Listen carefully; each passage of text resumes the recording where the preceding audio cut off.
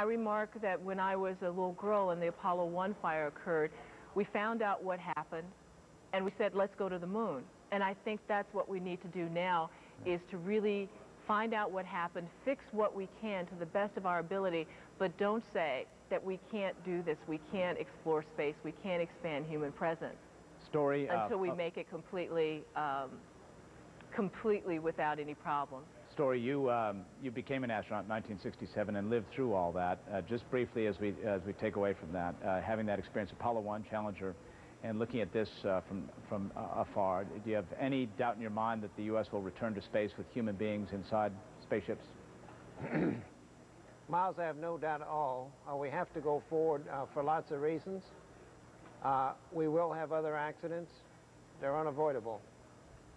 Even since Challenger, I'm incredibly proud of this team. I have seen nothing but the right kinds of decisions, the right kind of actions, the right kind of tender love and care. I mean, really explicit care. I'm incredibly proud of this team.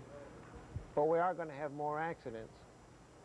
But I think what we have to have is a vision for where we are going into the future.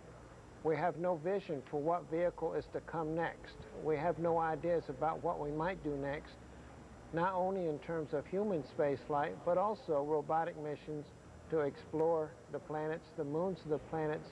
In other words, where would we like to be 10 years from now, 15 years from now?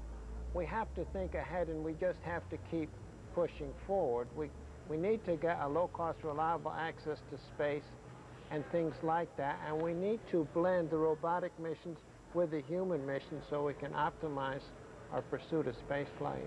Story Musgrave, shuttle veteran, 6 flights. Mae Jemison, first African-American woman to fly in space. Thank you both for being with us tonight on this special report on the tragedy of the Space Shuttle Columbia.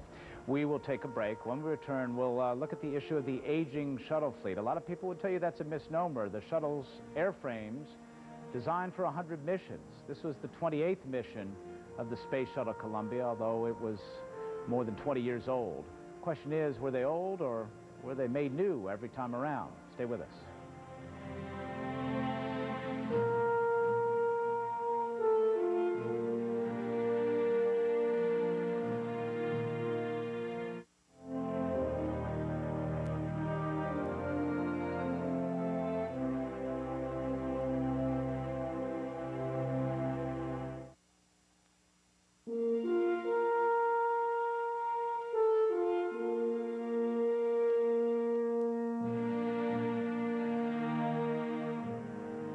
When the space shuttles were designed in the mid-70s, it was thought they would fly much more frequently. Each of them was designed to fly 100 missions. This was Columbia's 28th mission and the 113th mission in the space shuttle history so far.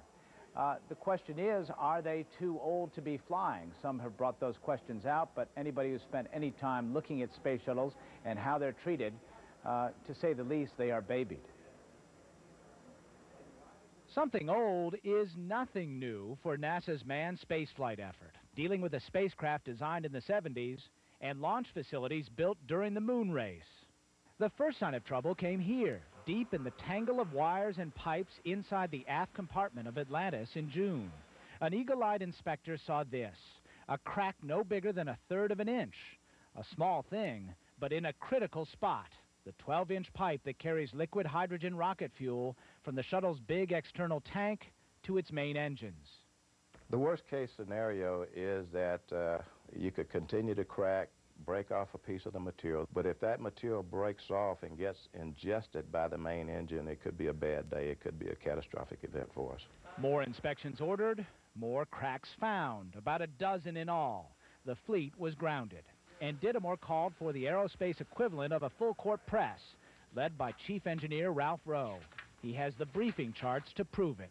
We were working 300 actions in parallel, so we had a team structured to handle a workforce of 200 and 300 action items, and we were meeting on a daily basis until we got a decent handle on what the problem was. They now believe it was a flaw in the way the pipes were made a quarter-century ago. But simply ordering new parts from the manufacturer was not a viable option.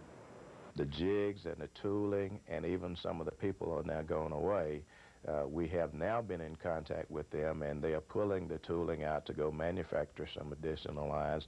And they also pulling back what we call some of the graybeards that understand how you go build those lines. So instead, the cracks were welded over and polished smooth by the steadiest hands in the hangar. We're not going to fly with something we don't understand, so we are going to take a time out.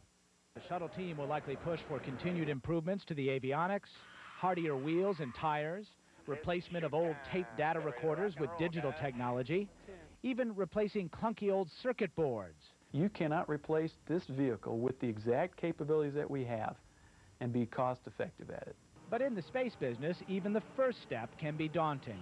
While engineers burn the midnight oil to fix the fuel line cracks, another team found some badly cracked bearings in the 37-year-old crawler that takes a stacked shuttle out to the pad. Miles O'Brien, CNN, Houston.